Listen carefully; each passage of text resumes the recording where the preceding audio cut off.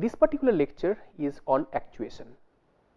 So, based on the readings of the sensor, we have already seen different types of sensors in the previous lecture, and based on the readings of these different types of sensors, some action might be required to be taken, and that is done by actuators. These actuators basically perform certain actions on the environment, on another system, on a device, and so on. So, there are different examples of actuators. I am going to show you different types of actuators very shortly, but these actuators, they can have principles, working principles, which are based on electronics, then electrical, then mechanical systems, and so on. So, they basically use some kind of control behavior, some control signals are sent. Okay. So, this is how these actuators they perform. We are going to go through the different mechanisms behind the functioning of these actuators in this particular lecture. Before we proceed, I wanted to show you at the outset some of these actuators that can be used. So, here is an example of a sample actuator, which is known as the relay switch. So, this relay switch, it is an electromechanical switch. It is an electromechanical switch which can be used to switch between AC and DC, for instance, or different other things can be performed. So, the sensor networks, the sensor nodes, they typically operate in DC, and based on the sensed value, maybe you want to switch off the electricity in your room or at your home based on maybe something, maybe fire has been detected by the sensor network, then you want to do something, you want to turn off the power in your home. So, that is AC, that operates on AC, right. So, this particular switch, this electromechanical switch will basically turn off the AC, the power supply at your home. This can help in doing it. So, this is an example, this is known as the relay. There is another one which is the solenoid valve, and this basically can help in controlling the flow of liquid. So, you have an input, you have an output. So, we have an input, we have an output, and this solenoid valve, if we open it, so what we can see over here is what is inside. So, so water can flow in, and depending on the conditions, this valve is going to either allow the water to flow out, or it is going to stop, it is not going to allow. So, this is another actuator. Like this, there are different actuators that are available for use in IoT. So, having seen some real life actuators, let us try to understand the basic principles of actuators, but before that let us go through some of the basics. So, an actuator is a component of a machine or a system that moves or controls the mechanism of the system, So, typically these actuators are based on some control system. These control systems, they act on the environment. So, an actuator basically requires some kind of a control signal and a source of energy for their functioning. So, typically, so I said that control signals are required for the actuators. So, when these actuators receive a control signal, they respond by converting that energy into mechanical motion. Mechanically something is going to be done. This is an example, of course. So, they convert that electrical signal, some control signal, into mechanical motion, and that control system can be simple, which can be based on some mechanical or electronic system, or it can be software based like a printer driver, a robot control system, a human, or any other input. So, what we have are three types of actuators. One is this electric based actuators, we have these pressure based actuators and we have these mechanical based actuators. Each of these they send control signals, and based on that the actuation is going to be performed. So, we have hydraulic actuators, pneumatic actuators, electrical actuators, thermal actuators, magnetic actuators and mechanical actuators.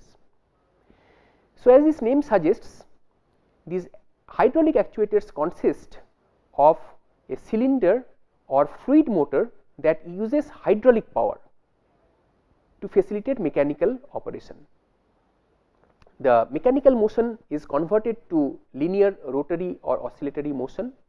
So, basically when some fluid passes through, so then that motion is converted to some linear motion or some oscillatory motion or rotary motion. And since liquids are nearly impossible to compress, most of the hydraulic actuators basically exert considerable force. So, that is the reason why liquid based actuators are typically used. So, these are quite popular because of this particular reason. On the left hand side, we see an example of an hydraulic actuator which is based on the use of oil. So, in this particular cylinder, oil will be there, and then when you apply pressure on it, it is going to give an output based on which there can be some linear motion or some oscillatory motion or rotatory motion or whatever that can be performed. So, here on the right hand side we see over here a figure which shows an hydraulic actuator based radial engine. So, as we can see over here, this animation is quite it is quite explanatory. So, as we can see over here, so liquid goes inside, and when you synchronize the liquid going inside from these different directions, then what happens is you can emulate a rotatory motion like this. So, this basically can help in the functioning of an engine. So, it can give a rotatory motion in this manner. So, these were the hydraulic actuators. Pneumatic actuators, pneumatic means air based. A pneumatic actuator basically converts the energy formed by vacuum or compressed air at high pressure into either linear or rotatory motion.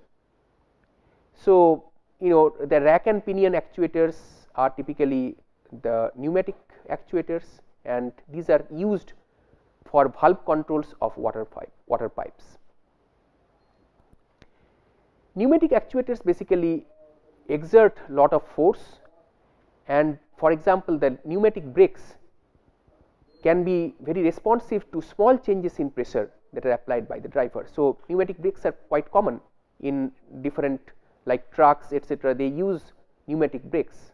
So, hydraulic brakes are more common in cars. In trucks, the pneumatic brakes are quite common. So, these pneumatic brakes, the advantage is that they are very responsive to small changes. If the brake is pressed little bit, they act quite fast. This is an advantage of these pneumatic actuators. So, basically what happens is the pressure that is put on the brake, that is converted into force pretty fast. So, this is one of the advantages of these pneumatic sensors. So, here is a figure of a pneumatic sensor. When you apply pressure over here, so this crankshaft or this shaft will move, and this is an example of a pneumatic actuator. So, basically this is a figure which shows an air pump acting as a pneumatic actuator. Then we have seen hydraulic actuators, we have seen pneumatic actuators, and then we have the electric actuators. An electric actuator is generally powered by a motor that converts electrical energy into mechanical torque. So, this electrical energy is used to actuate the equipment such as the solenoid valve, which control the flow of water in pipes in response to electrical signals. And this is what I was showing you at the outset. I showed you one of the actuators, the solenoid valve I had shown you, and this basically works on the principle of electrical actuator. So, on the left hand side is a figure showing a motor drive based rotary actuator. Okay. So, basically so what happens is this basically the electrical signal over here will help in moving this, and so it is going to give a rotary motion of this particular part. So, this is an example of a motor drive based rotary actuator. Here in this particular animation, what you see is the functioning of an electric bell. An electric bell is an example of a solenoid based actuator, So, as you can see over here, once the bell is pressed, then the connectivity is established, and then the electromagnetic field is generated, due to which the bell sounds, and this is the way in which solenoid based electric bells function. So, these are two examples of electrical actuators. Then we can have thermal or magnetic actuators, which can so thermal or magnetic actuators, these can be actuated by applying thermal or magnetic energy, and typically they are very popular because of being that they are very compact, lightweight, economical, and with high power density. So, these actuators use shape memory materials or shape memory alloys, SMAs, and this is very popular at present. So, this is how it works. So, this is an example of an SMA based piezo motor. So, as you can see over here, these are the different steps in which it works. So, these are the two metal strips, and when when the energy is passed through it, they bend, and when they bend, they basically move this red and white strip mechanically. So, this basically acts as an actuator. So, this is like a joint metal bar, and when you, so this is like this, sorry. So, when you hit this metal bar, this is an alloy bar consisting of two metal strips, and so the property is that when you hit it, then it is going to bend, and when it bends, it is going to move this particular strip in this manner. So, the different steps are shown over here, and this is quite evident, this is quite explanatory from these steps. So, this is an example of a coil gun, which basically works on the principle of magnetic actuation. So, this is also quite explanatory. So, this coil gun, so basically electromagnetic field is generated, and then again it is pushed and so on, and this is how.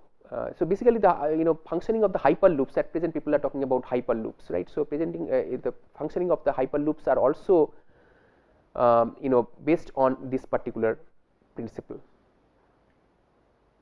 Then we have these mechanical actuators, which basically converts rotatory motion into linear motion to execute some movements. So, this basically involves these gears, the pinions, rails, pulleys, chains, and other devices to operate. So, rack and pinion is an example of a mechanical actuator. The figure shows it, and it is quite explanatory from this. So, as it moves, basically this also moves.